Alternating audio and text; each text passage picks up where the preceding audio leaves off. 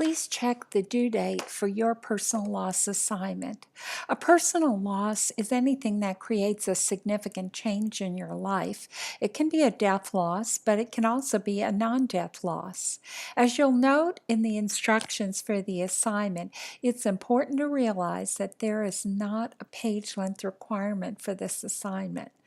Each of you has a different life cycle, and so you may need more or less space for your assignment, depending on that.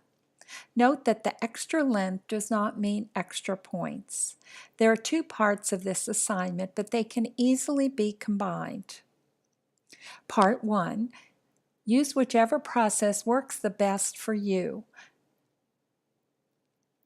Certainly, you all need to do a timeline, including all the losses with the date. You can list them on a timeline, or you can use a bulleted list. It makes no difference. They're not extra points for prettiness. After you've completed the assignment, then you're going to choose one loss from childhood, one loss from adolescence, and one from adulthood, and you're going to describe that loss in detail and its impact in your life.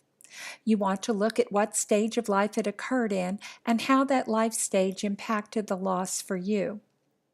Part 2 is an analysis of these losses.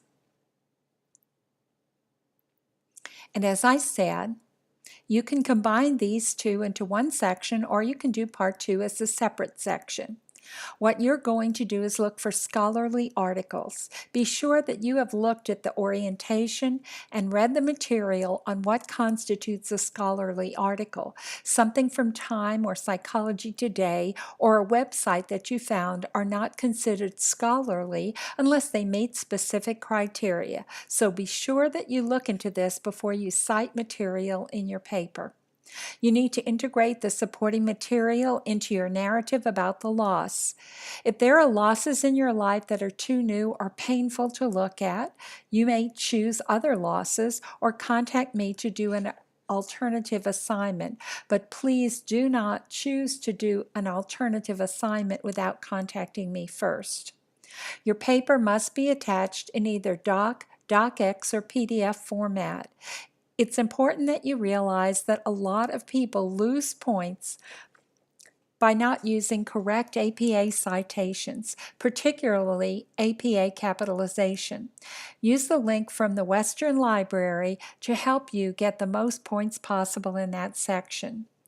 Before you start the assignment, be sure that you've looked at the rubric and recognize that the middle column represents an average grade. Meets expectations. If you want a higher grade, you need to look at exceptional work and make sure that you've included all that material. For example, the difference between what is required and what is exceptional is including more scholarly references outside of class notes and text.